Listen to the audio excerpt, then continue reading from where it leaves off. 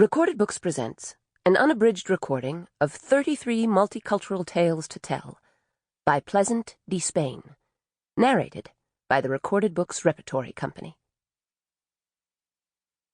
And now, the first story in this collection, from the United States, Old Joe and the Carpenter, narrated by Greg Steinbruner.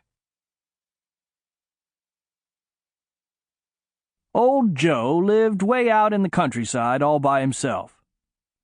His best friend was also his closest neighbor. It seemed that they had grown old together. Now that their spouses had passed on, and their children were raised and living lives of their own, all they had left were their farms and each other. But for the first time in their long friendship, they'd had a serious disagreement. It was a silly argument over a stray calf that neither one of them really needed. The calf was found on the neighbor's land, and he claimed it as his own.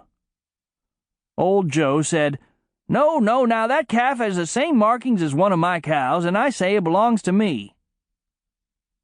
They were stubborn men, and neither would give in. Rather than hit each other, they just stopped talking and stomped off to their respective doors and slammed them shut. 2 weeks went by without a word between them. Old Joe was feeling poorly. Come Saturday morning, Old Joe heard a knock on his front door. He wasn't expecting anyone and was surprised to find a young man who called himself a traveling carpenter standing on his porch. He had a wooden toolbox at his feet, and there was kindness in his eyes. "I'm looking for work," he explained. "I'm good with my hands, and if you have a project or two, I'd like to help you out." Old Joe replied, "Yes, as a matter of fact, I do have a job for you. See that house way over yonder? That's my neighbor's house. You see that creek running along our property line? That creek wasn't there last week. He did that to spite me. He hitched a plow to his tractor and dug that creek bed from the upper pond right down the property line. Then he flooded it.